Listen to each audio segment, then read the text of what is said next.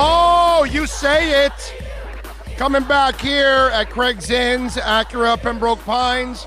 We'll be out here till 11 o'clock, starting off hour number 2 here. Then we're headed over to Hialeah Park. We'll be out there from 1 to 4. It's our 5-hour extravaganza today. And listen, we got a lot of news to talk about. We got a quarterback coming to town.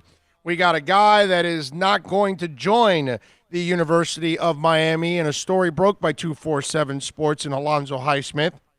We got all kinds of issues going on with the Canes. Andrew Ivins does an awesome job of covering the Canes for 247 Sports. You can follow him on Twitter at Andrew_Ivins. Andrew, good morning, my man. How are you doing? I'm doing good, man. Busy time of the year, getting right back cranked up into recruiting coverage and all that. No doubt. All right, before we get into King visiting here and anything else going on in recruiting for the Canes, let's get into the Alonzo Highsmith story. And why is it, what do you hear that is the reason why Zoe is not going to join the Canes? I mean, to be honest, I haven't really dug as much as maybe some other reporters into the whole Highsmith thing. I mean, when this whole, extravaganza started, really, what was it, 2 or 3 weeks ago, I was told that Manny was all for bringing Alonzo Highsmith on board for the kind of his chief of staff role. And what is that role? I think there's a lot of fans that are maybe confused by it. And from what it's been described to me as a chief of staff is someone who becomes the right-hand man to the head coach. They lean on him for advice on anything in the program, whether that's recruiting, whether that's scheduling, hey, should we do this walkthrough now or anything like that. From what I heard, Manny was all for that. Now, maybe Alonzo wanted more of the role. I don't really know the intertwined of what happened, but my general thought process is I don't know how many games Alonzo Highsmith was going to win for Miami next season. Like this, to me, all it boils down to the hires that Manny needed to make this offseason was the offensive coordinator, Rhett Lashley, and I think he did a good job. I think Rhett Lashley's the fit. I think if anything's going to change next season, it's going to be the offense. And, so to me, the Lashley hire was way more important than Highsmith. I'm not saying, Alonzo wouldn't have been a good addition to the program or anything like that, but I think it's kind of a little blown out of proportion.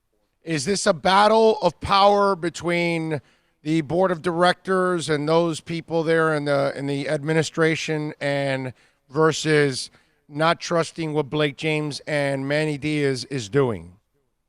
It sounds like it. Again, I'm not as dug into it as everyone else. I mean, that's kind of my read on the situation. I think Manny was for it. From what I heard, they offered him a position. And the other thing I think that might be a bit of an issue is money. I mean, a chief of staff's not making what an NFL executive is making. So that's just, again, kind of how I've heard, and we'll see. But to me, this doesn't really change much for Miami heading into 2020. It's crazy stuff, Andrew. And I think, Andrew, when this comes up, I think it's also a sign that there's a lot of people that don't believe they made the right hire with Manny. Really, I mean, that's kind of what it feels like, right? Don't you get that? No, absolutely, I do. I think, that's one way to kind of look at this. There's definitely some concern from the people that do back the program and pour money into the program. I think they think it's almost a Band-Aid in one way. And to me, the way I see it, I mean, Manny's got to win this season because if he doesn't, then he's likely not going to be here. So, I think there's a bit of a struggle and a tussle there. But to me, I think either Manny wins or he doesn't. That's going to kind of dictate, what's next. Andrew, all right, so they've got a quarterback that is going to visit Miami out of Houston. Tell us a little bit more about Mr. King. Yeah, so De'Aaron King is probably, I would say, the top player available in the transfer portal right now. He's one of 3 FBS quarterbacks, or one of 3 quarterbacks in FBS history to throw for 35 touchdowns and run for 15 more in a single season. He did that 2 years ago at Houston. He came into 2019 as what really one of the top quarterbacks in the country. I mean, everyone kind of knew about him. Ended up playing 4 games. They didn't really go the way they should have for Houston. I think they were 1-3 at that point, and then the decision was made from his end that he was going to redshirt in hopes of I don't know the exact wording, but he was going to redshirt in hopes of leading to Houston to more wins in 2020. Well, as soon as that happened and that came out, everyone speculated that he was going to enter the transfer portal, and sure enough, in really the 11th hour, he entered the transfer portal, and as soon as he did, Miami made contact. Manny Diaz, a new offensive coordinator, Rhett Lashley, reached out to him, and they've been able to talk him into a visit. So he's in Coral Gables today. I believe he'll be there through Saturday, and then Miami's going to try to lock him up and get him to enroll for this spring semester. I mean, there's still some other schools in there, like Maryland, LSU is believed to be interested. So we'll see. But I think this is a guy who fits Rhett Lashley's system to a T. He's a guy who can play in that up-tempo offense and make throws and beat you with your legs. So this is huge news for Miami because we all know how bad and how poor the quarterback play has played in the past few seasons. What's his issue there in Houston? Why he's leaving? I mean, who knows? I mean, to be honest, that 2018 season that he really made his name. Kendall Briles was his offensive coordinator. Kendall Briles, he left this past season and went to Florida State. There was also a changing of head coaches. Dana Holgerson came on board. So I think there might have been a tiff there. And at the same time, it seems like he was just kind of looking for another opportunity. And that's kind of one of the reasons why he entered that transfer portal because, why not go live the Power 5 life somewhere else? Yeah, no, I'm with you there. It's just kind of odd that a guy that would, amass 50 touchdowns is not going to find the field the following year.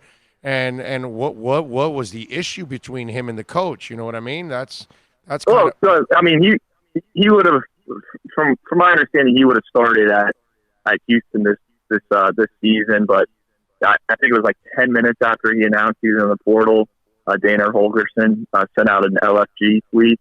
I'm assuming that was a subtweet towards King's decision. So I think there were some people not on the same page there, if that makes sense. Okay, all right. And from what you hear, this kid you think he would be the answer for them at this position? I mean, let's look at it like this. Miami the past 2 seasons, they're 13-13. They're perfect 500. And they're doing that, and I know a lot of Miami fans think that the defense is bad. They took a step back in 2019. The reality is the past 2 seasons, Miami has fielded a top 25 defense. I mean, the defense has been very good. So what happens if they have just an ounce of consistent quarterback play? How many more games do they win?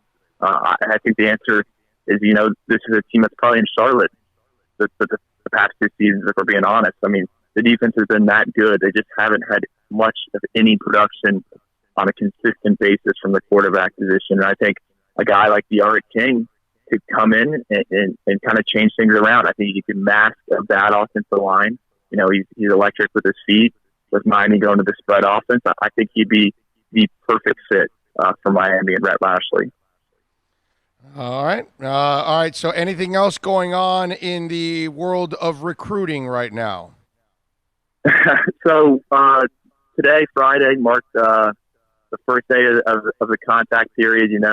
We had the early signing period last month. Things went dead for the holidays, meaning college coaches couldn't meet with anyone and prospective student athletes couldn't visit campuses. Well, now things are open again.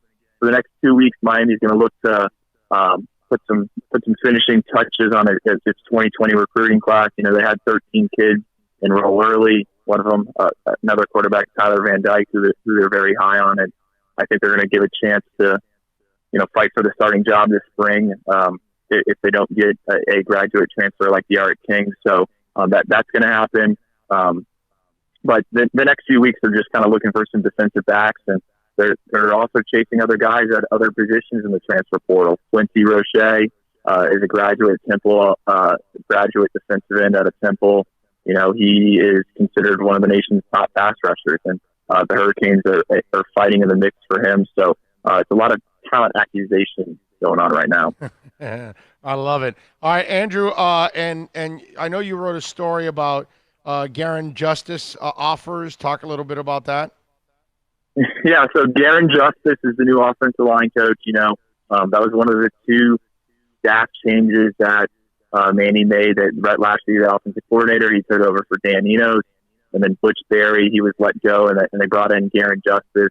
Garen is a guy who was the offensive coordinator at UNLV for the past season. Before that, he worked for Lane Kiffin at Florida Atlantic. He's a Florida State grad. I've actually bumped into him a few times down here at some high school games in South Florida. So he's a guy who knows the lay of the land, and really the first day on the job for him, he's out at Miami Columbus, the defending 8A state champs. He's watching them lift weights at 6 a.m. and offering kids scholarships. So I think it's I think from a recruiting standpoint, he's a very good hire for Miami and Manny Diaz. We'll see what the offensive line does this season, but a lot different than what we saw at Butch Berry. I wonder, Andrew, when you talk with these other high school coaches and things like that, what's the questions you get from them about the UM program? Because they've got to be asking about what the hell is going on over there. Obviously, a fellow coach has got to ask you because he has seen a team that has been unprepared several times throughout the season. So I'm wondering, when you're walking around and talking to these coaches around the state, do they ask you about the University of Miami program and the state of it? Oh, Big O, I'll say this. I was out at a 7-on-7 practice 2 weekends ago, and, I look around and, 3 of the 4 coaches there are all wearing Miami shirts. And I asked those guys, I'm like, you guys haven't sent a kid to Miami in 2 years. And they're like, yeah, we're just waiting for them to see a sign of life that this is headed in the right direction. So I think you're absolutely right. There's a lot of people that kind of influence where these kids go that's going to see if Manny's going to be the right guy. And I will say this, a lot of people thought they had to get the OC hire correct. And, we won't know until we're I guess 4 or 5 weeks into the season what this offense is really going to look like. But I think there's some optimism out there that that Manny could still be the guy that they need. He just needs the right offensive coordinator hire. Oh, that's crazy stuff. Andrew, tell them about the Through the Smoke podcast. Yeah, you guys can listen to my podcast. You can find on Apple or Stitcher or whatever podcast platform you use. Through the Smoke. I think we're going to tape one today.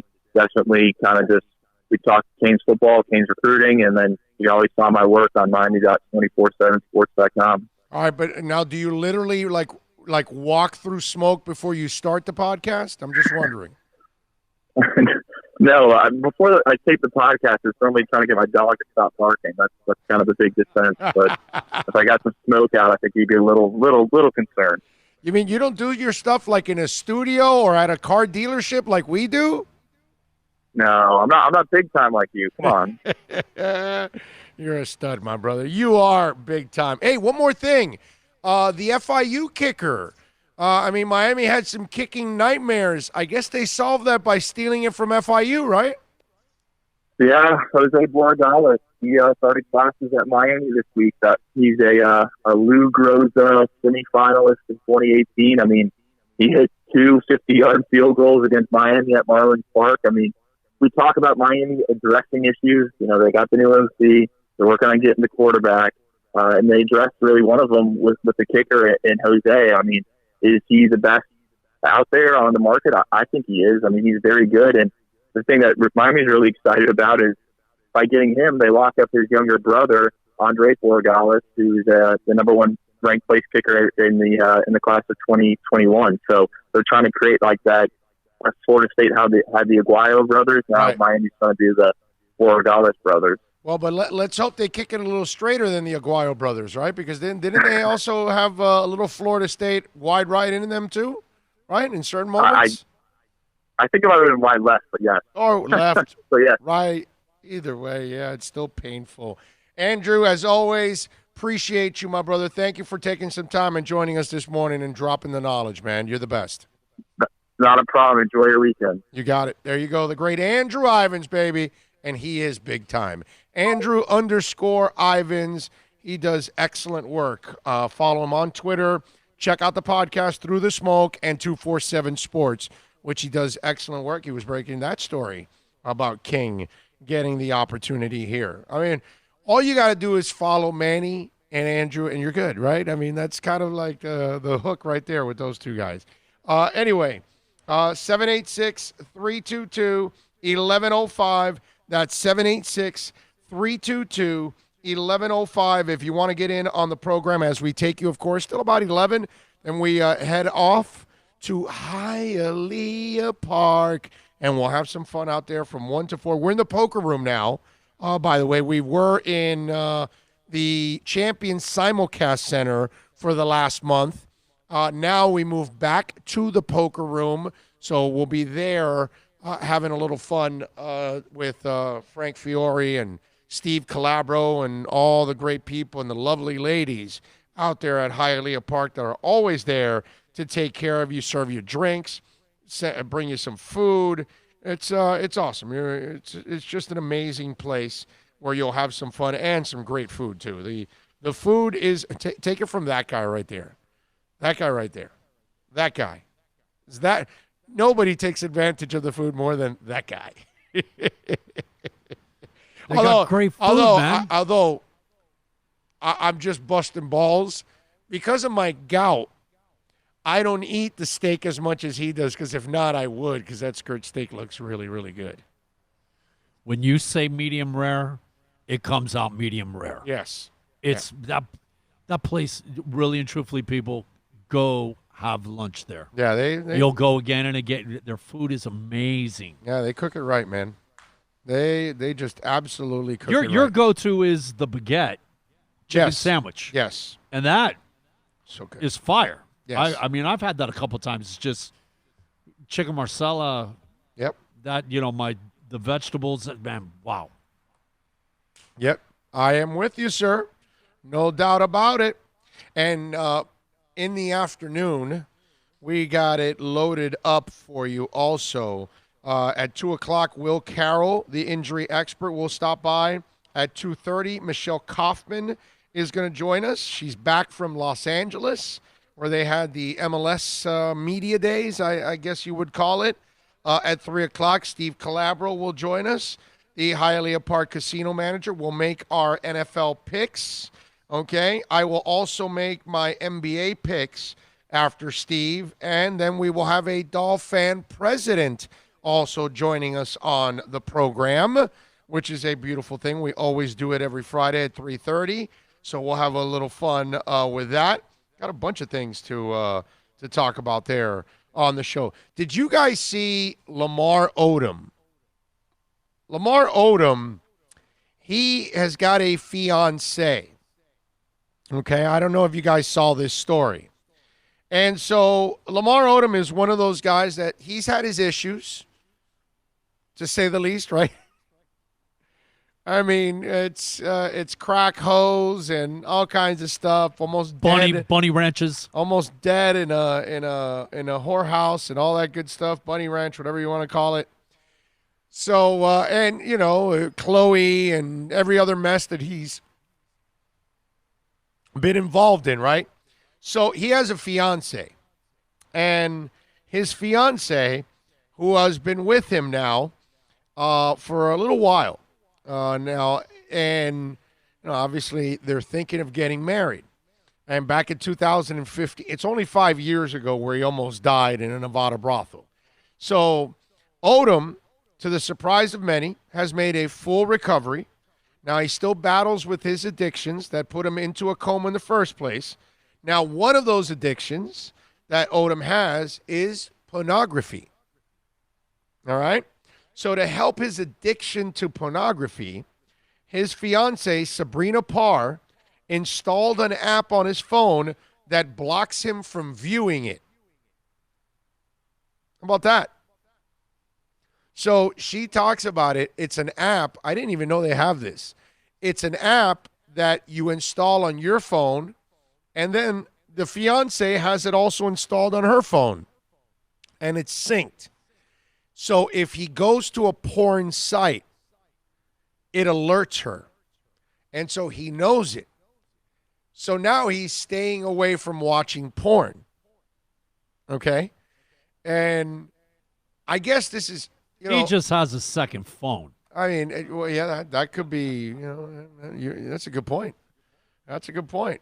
And he's a big dude, so they have big, long pockets. So you're probably going to hide the phone too, you know what I'm saying?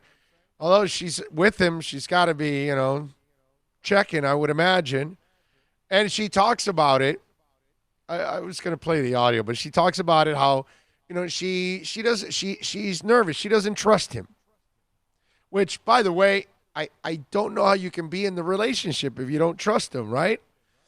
And listen, Lamar Odom, how are you going to trust that guy? There's no way you're going to trust that guy. You know what I'm saying? But I'm thinking, you watch the video, and she talks about how nervous she is about it and how she doesn't trust him. And she talks about how now he copes with it because when he gets that porn urge, he knows that she's watching or that she'll know. So he'll say, I need to get something to eat. I need to go on a walk. So he'll use something else. Now, to put a spin on it, think about what if that's the case, think about the things that if they could come up with, your wife would limit you to. Like, let's say, I don't know, gambling.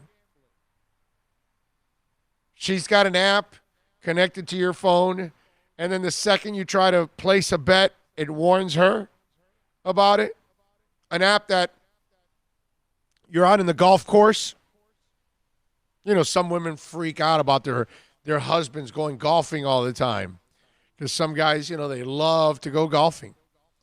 And you spend some money in golfing too, and that's the other thing that the women learn. Like, wait a minute, it costs this much to do this? Are you crazy? That kind of stuff.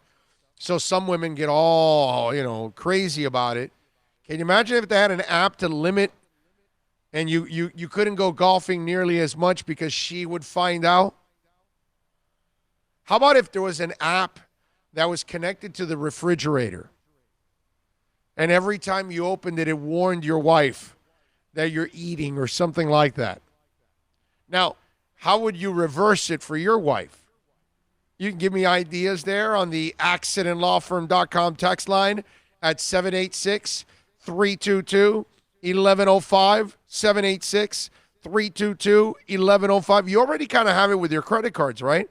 If she goes shopping with your credit cards, you'll see a charge come up, right? So that's kind of what it is there. But what else could you limit your wife from? Or what could she limit you and hurt you? An app that's connected to your boat. Every time you take off on the boat, you're fishing again? No, honey, we're having an orgy out in sea. 786-322-1105. Of course, you can do it on the YouTube channel there, on the chat board. And don't forget to give us a thumbs up on the YouTube channel broadcast there, as always, every single day. Michael Mitchell Jr. says, I really hope Blake James is not the AD after this year. Word is they're not going to renew his contract. Well, listen, I don't know if they're going to renew his contract or not. And I don't want the man fired. But he clearly is not the answer as a football guy. So if Manny doesn't turn it around this year, you don't have the right AD to find you the coach. So then you'll have to fire him. So what saves Blake's job is that Manny sticks around. If Manny fails, then you got to clean house with Blake too and get him out. And, and I don't know, maybe he's part of the source on why they're such a soft, AD and sports information office. Because you say something negative or go after him, they get all personal. I'm not sure if he's the guy, but if he is, well, then that's another reason why they should get rid of him. But at the moment, If Manny gets it done, keep him around. If Manny doesn't, not only do you get rid of Manny, you must get rid of Blake James, because Blake has proven that he's not the guy to find you the next coach. So you've got to find the right AD. But here's the thing. Like I told you in the first hour, if your university is not totally committed, they're not going to go find the AD that is totally committed to football.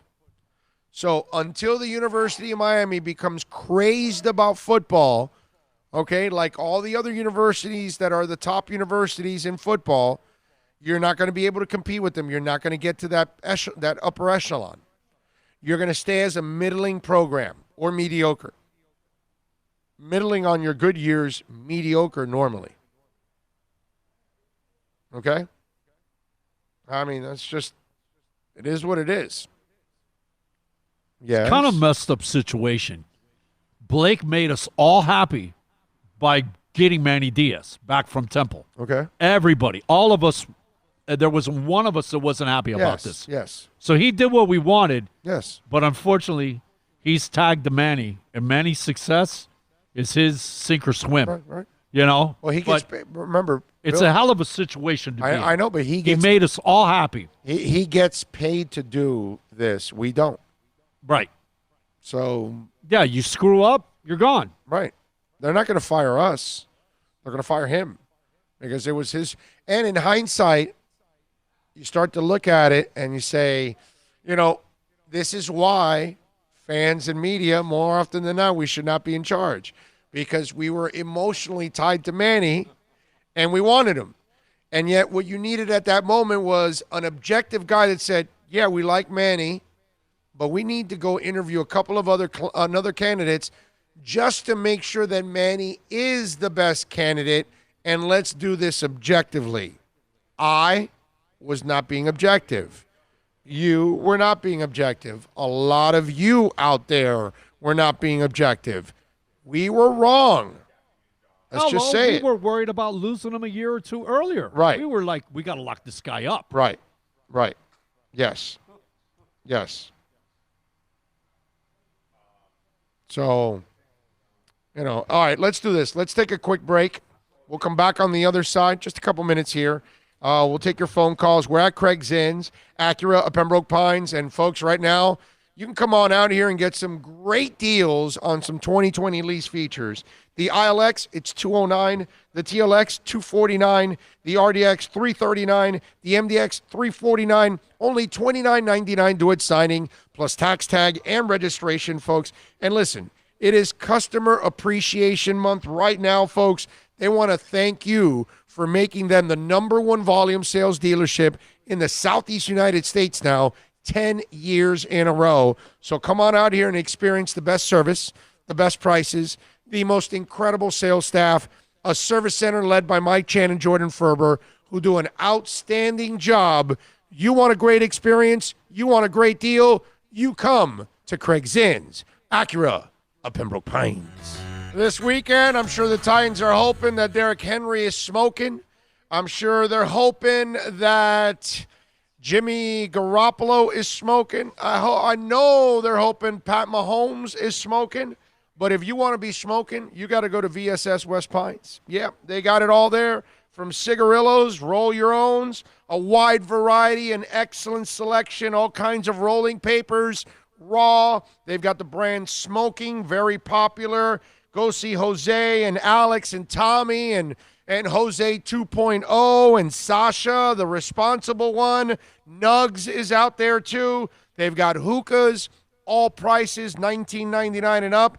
And CBD products, man, I'm telling you. Hey, look, I've been using CBD under my eyes and no more black. You see? Still a little puffy, but the blackness is gone. I was the blackness monster right here. Anyway, they've got CBD flower, tinctures, edibles, gummies, jelly beans, ice cream. They've got CBD women's face masks, topicals. Go see my friends at VSS West Pines. Follow them on Instagram and Facebook at VSS West Pines. Go to the website, vsswestpines.com. Love it.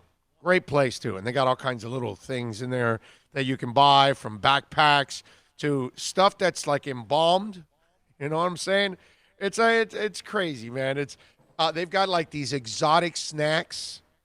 Like you can buy a Coke from China, a Fanta Orange from Japan. And by the way, the Fanta Orange from Japan is white. It's awesome. I mean, they've got a couple of refrigerators there. They've got all kinds of like funky drinks from all over the world. It's a really cool place. Go to VSS West Pines. You're going to love it. Great atmosphere. Music's flowing. All that stuff. You're going to like it. VSS West Pines. And tell them that I sent you. Trust me. They will take care of you. All right. 786-322-1105. If you want to get in on the program, that's 786-322-1105. 1105. If you want to get in on the show, you can also reach out to me on Twitter. That's at Big O Show. Follow us there as always. It's like a 24-hour talk show there. One of the things that Juicy Bill, that Pearl Jam's going to come out with their 11th studio album now. You know, we're going to go hopefully see them now in Oakland for that tour. So they're going to take out now Gigaton, I think is what it's called, their 11th studio album. How about that? So we'll have a new album part of that tour. And let me tell you, Lightning Bolt, which I didn't realize when I was reading this article, Lightning Bolt, it came out in 2013. It only seems like it was a couple of years ago that it came out. And what an excellent album. Really, really good album. I don't know how, those of you that like Pearl Jam or not. I love Pearl Jam. I think they're fantastic.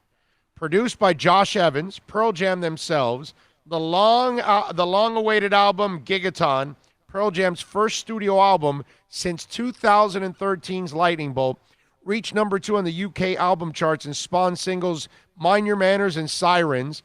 Gigaton will be preceded by the lead single Dance of the Clairvoyants, and it will be released in the coming weeks. Lead guitarist Mike McCready says of the album, making this record was a long journey. It was emotionally dark and confusing at times, but also an exciting and experimental roadmap to musical redemption. Collaborating with my bandmates on Gigaton ultimately gave me greater love, awareness, and knowledge of the need for human connection in these times. The visually striking artwork was taken by acclaimed Canadian photographer, filmmaker, marine biologist Paul Nicken. It's entitled Ice Waterfall. The stunning photograph was taken in Svalbard, Norway, and features the Nordøsland, whatever, ice caps gushing high volumes of meltwater. Pearl Jam are embarking on a North American headlining tour throughout March and April in support of Gigaton before hitting Europe in the summer. The European trek, whatever, yada, yada, yada. Okay, that's it. So there you go. And they give you the European dates. Love it. I love it. So there you go.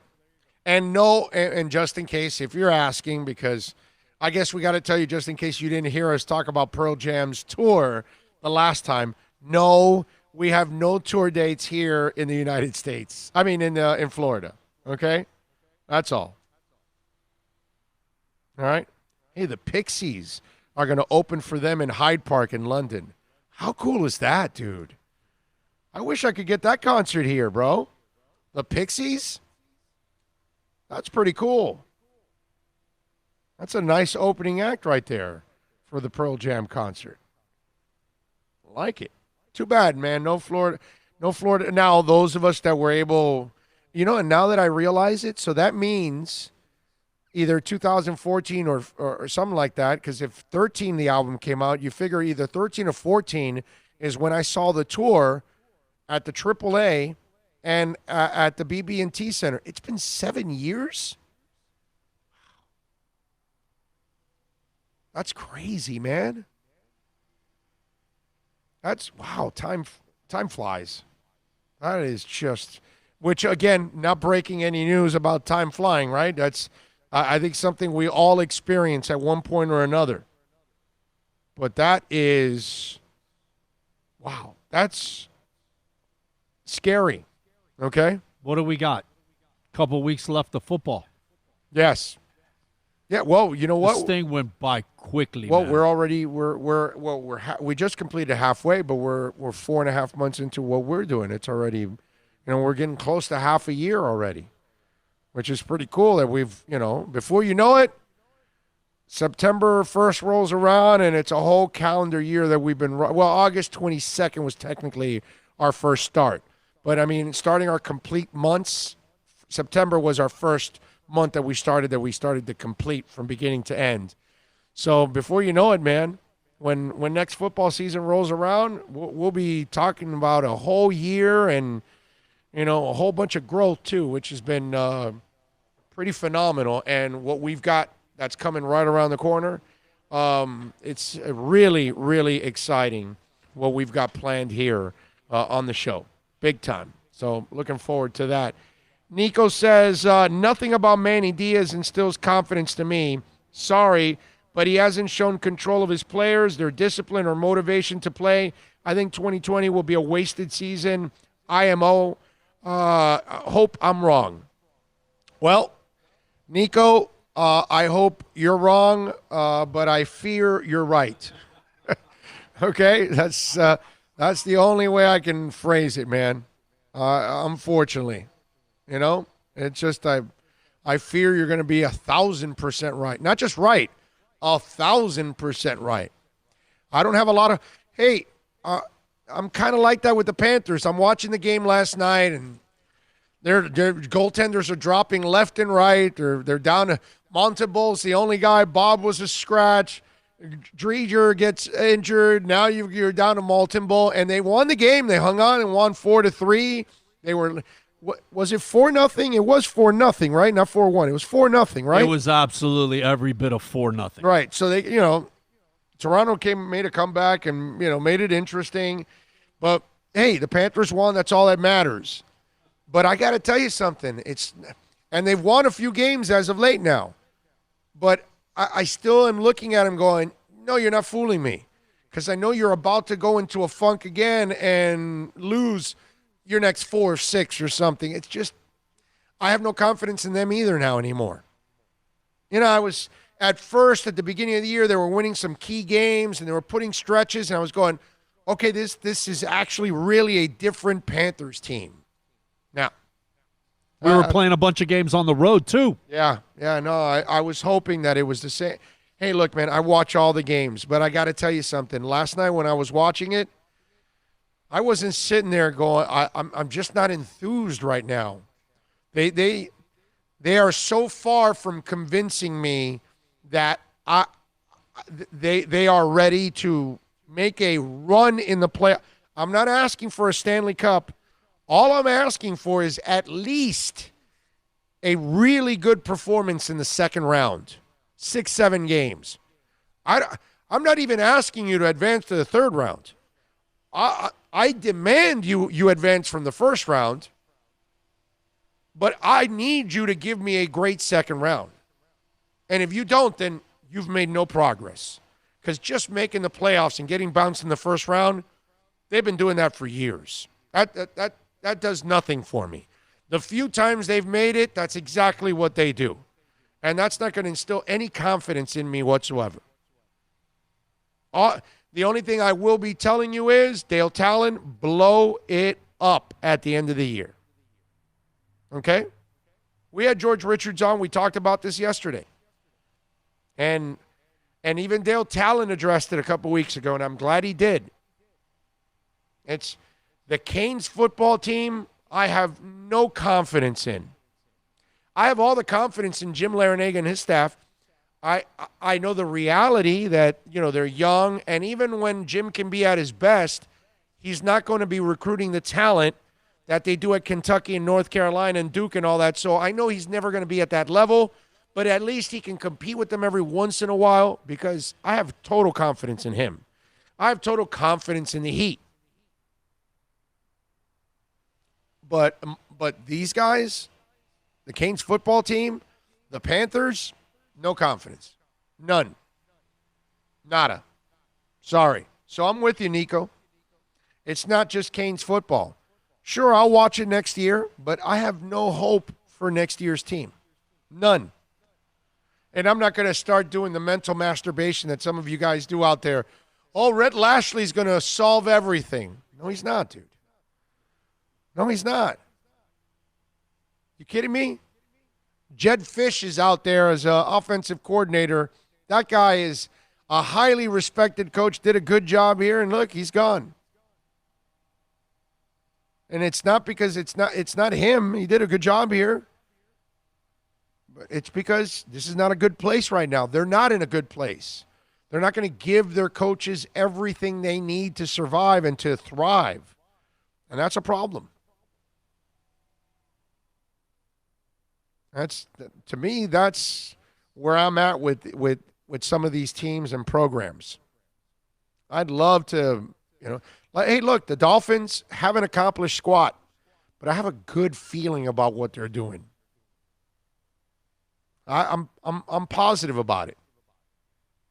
Way more than I've ever been in 20 years since Jimmy. Let's put it that way. Jimmy couldn't figure out the offense, but he did a good job overall. And you were confident that you had a really competent coach there. Okay, a little stubborn, and, he failed on the offensive side. Okay, whatever. But I can kind of live with it because you were still making the playoffs and stuff. At least you were, making some progress. But since then, I feel good about these guys. I think you're headed in the right direction. With the Panthers, it's this. Nothing's changed. With UM, and your peaks are just middling. It's not like there's a really high peak. It's just a middling peak, and then a really low, and then a middling peak, and a low. Win 10 games in a row, get beat by Pittsburgh, and then get smoked by Clemson. Yep. And then get beat by Wisconsin again. Yep. For the third time in 5, 6, whatever, Yep. I don't know how many times it is now, but Wisconsin owns us. Ty says, no porn on my computer. None.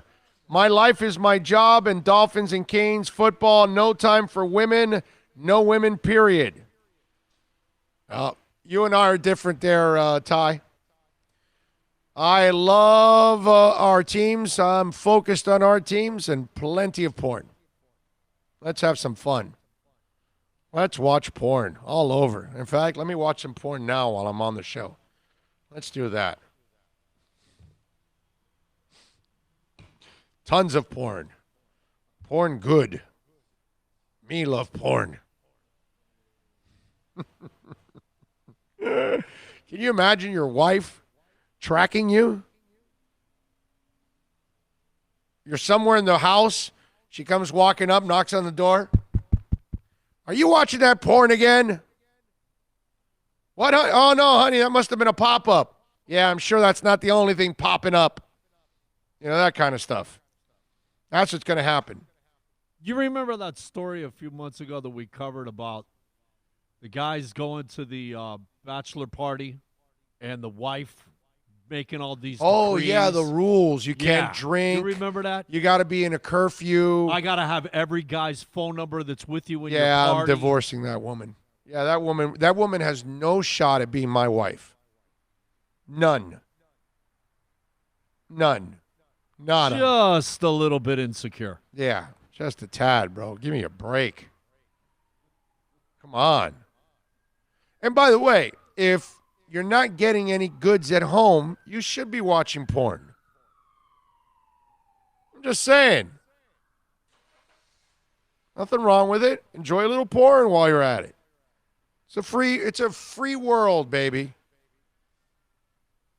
Porn it up. Porny, horny. That's what it's all about. Nothing wrong with it, man. So a little porn in your life is a good thing. It's just something that will make your life a little better. That's all. So, yeah, just what you don't do is allow your wife to have an app that she knows when you're watching it. And, that just doesn't fly. Let me have my fun.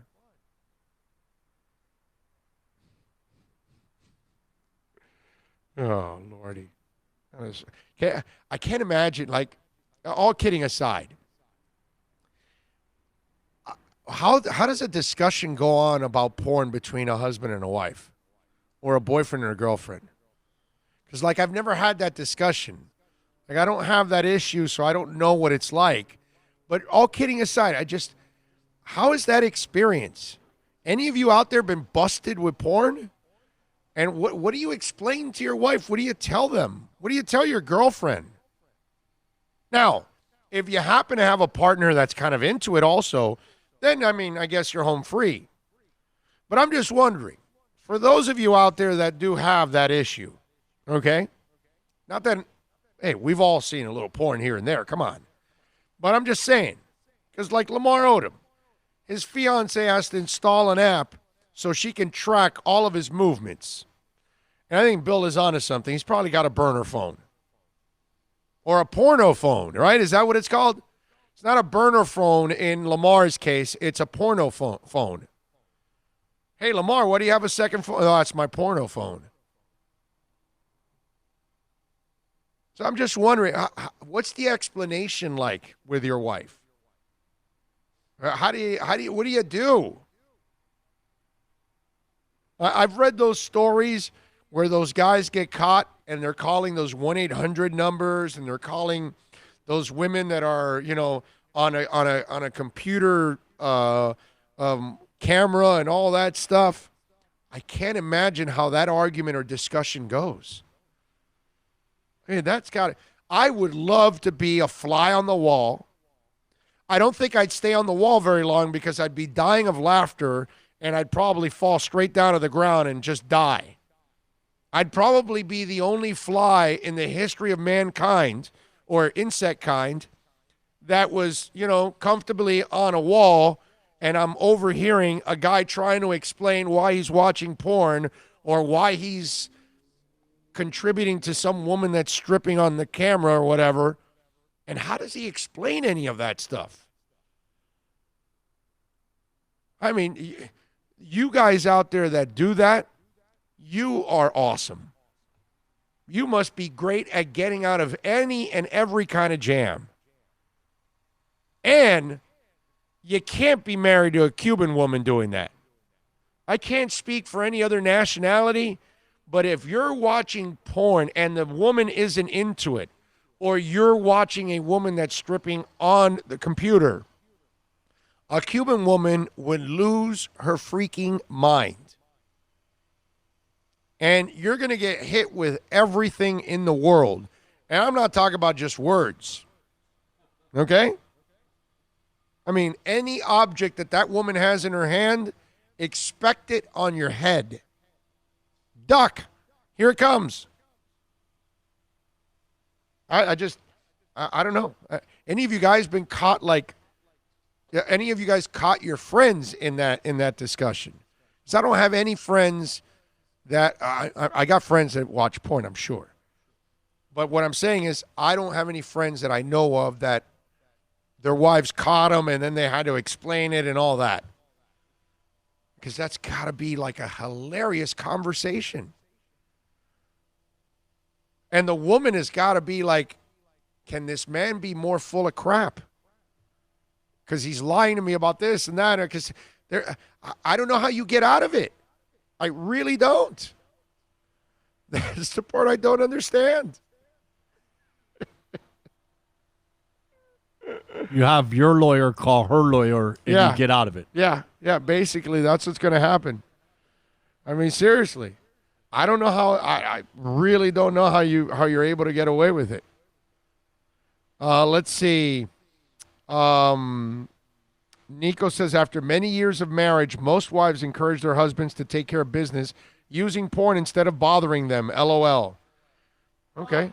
All right. Okay. Miami Velvet, baby. Where have I seen that? What's Miami Velvet? Wait a minute. Miami Velvet. I know I've seen that somewhere. Oh, Miami Velvet.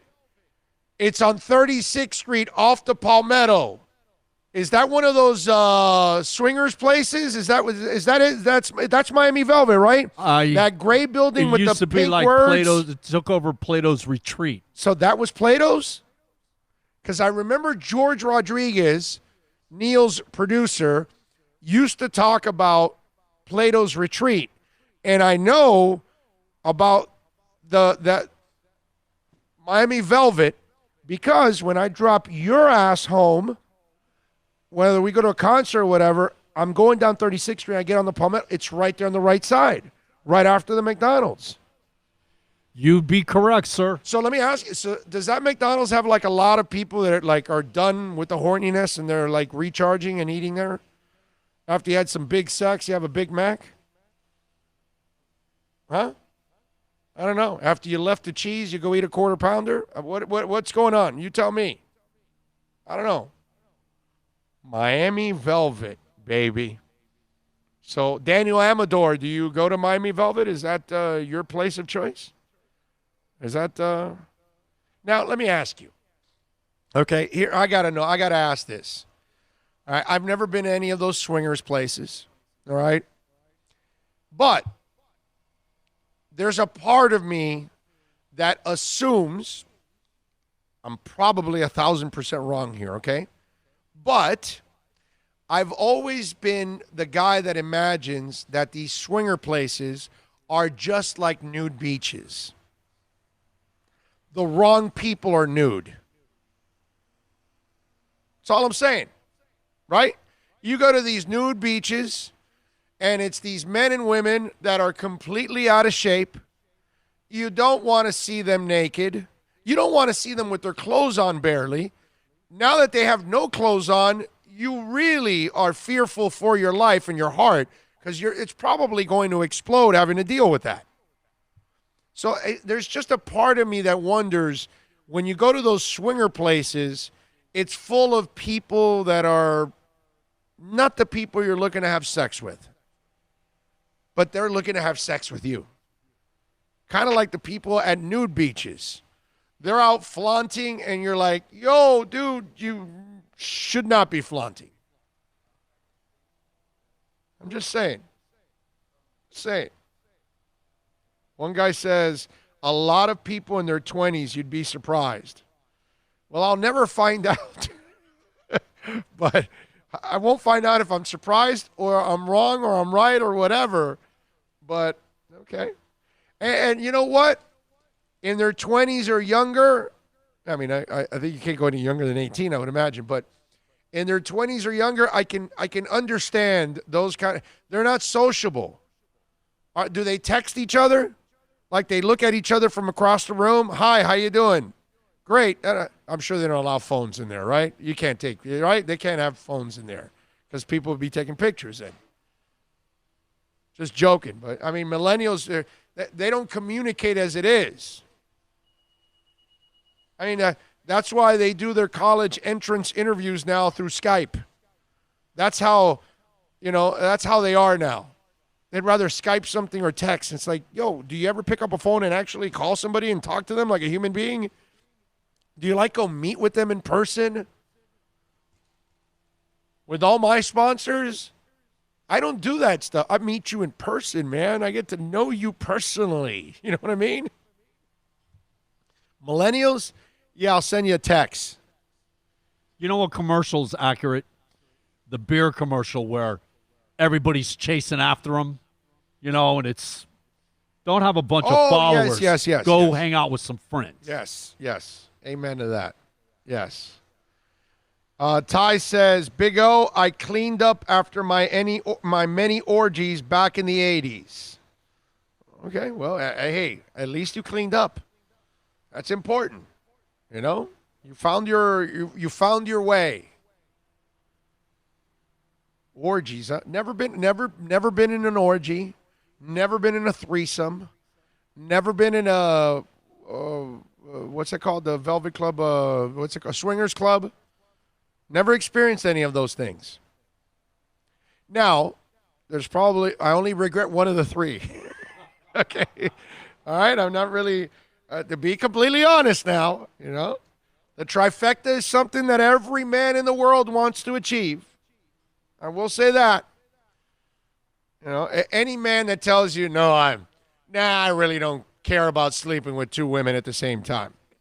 Yeah, right, dude. Sure. And you don't want the lotto numbers either, right? Huh? No lotto numbers for you? Because trust me, if you did the trifecta, you'd feel like you won the lottery. So there's only a little bit of difference between the two, and it's a couple bucks. Outside of that, the feeling might be about the same. The only thing about it is you do it enough, and it becomes commonplace. All right, but for those of us that have never done it, you want the one shot. You know, you just want the one shot. For those of us that have never done it, that's all. I mean, it's not a lot to ask. Everybody should experience that at least. Yeah, it's not a lot to ask. Yeah.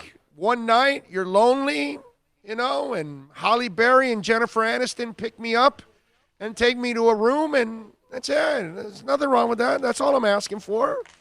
It's all just a little Halle Berry and Jennifer Aniston. Salma Hayek feels left out, man. Yeah, if we can alternate, we can slide in Selma. I'm good.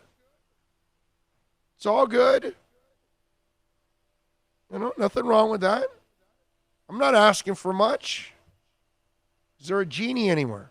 All right, we got to wrap it up. I was going to say, I hate to stop the party, but we do have to relocate. Yeah, the sex party. All right, we are wrapping it up here on the show. We're headed over to Hialeah Park. 1 to 4 will be at the poker room.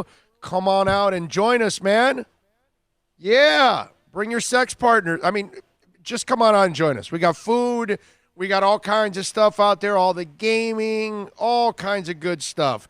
We'll see you at Hialeah Park. Y'all be good.